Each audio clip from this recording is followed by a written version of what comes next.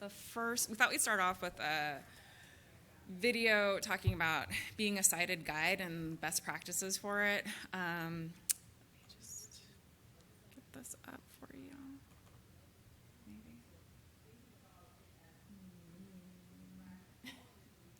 Maybe. Media players. Let's talk about sighted guide. So this is kind of an extension to number 2. This is if you now need to actually assist the blind person to do something like cross the street. You see a blind person and need to help them cross the street. Say there is a blind person that's new to school and they're still learning their O&M roots, which is orientation and mobility. If you'd like to learn a little bit more about that, guide dog versus cane, I did a video about that recently, so you can check that out. But say they're still learning their orientation and mobility roots, they might need sighted guide. So sighted guide is the correct way to guide a blind person. When you're offering sighted guide, you offer your elbow. So you're basically becoming the guide dog. You're becoming the cane. Where is our guide dog? Where is our cane? In front of us. When I'm holding the handle of my guide dog, my arm is extended forward. When I'm holding my cane, my arm is extended forward. So under 0 circumstances, should you ever stand behind the blind person and push them forward, grab their hand and pull them? These are very inappropriate things to do. Also, always, you are always offering. You are not assuming they need the help and imposing. You are offering, once you put the hand on the shoulder, hi, I'm Emily, I've noticed you've been here for a while. Can I offer you sighted guide to help you where you need to go?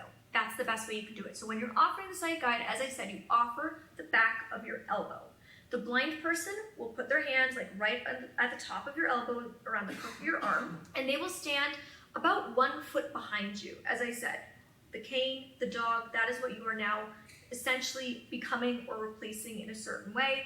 Though that said, the blind person will often still be using their cane while they're doing sighted guide, but not necessarily always. So it's really important to know how to do this. So we're gonna hold the back of your arm, and we're gonna stand 1 foot behind you. Now, if there's a narrow space to try to get through, you're 2 people wide, you're not gonna be able to do that. So what you're gonna do is you're gonna take your elbow and you're gonna put your arm behind your back. That's how we as the blind person know to step behind you. So we're now in a line, instead of kind of wide, we're long. And so we can fit through that narrow space. When it comes to things like stairs, what you're gonna do is you're gonna stop. When you get to the top of a staircase that's going down, you're gonna stop and you're gonna say, okay, we've reached the staircase and we're gonna go down now. If you are going upstairs, you will physically step up onto the first step and you will pause for a moment. They can feel your body moving up and they know that you're approaching the staircase, and you could say, we're now at the stairs.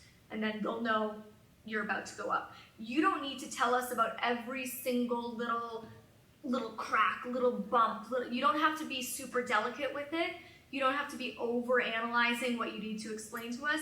Just give us the basics of what you think would be important to know. So this comes from Molly Burke. She's just a normal human who happens to have a disability, which is being visually impaired.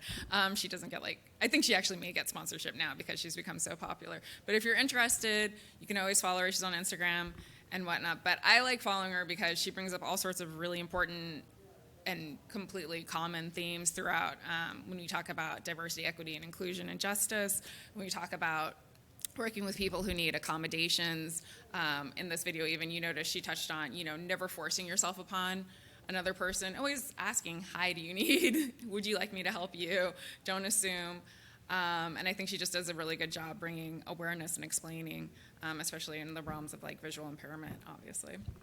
And then what we thought we'd do is we'd have a little exercise to try and help you understand as a provider some of the conceptually kind of what you need to be aware of if you're dealing with someone who's visually impaired.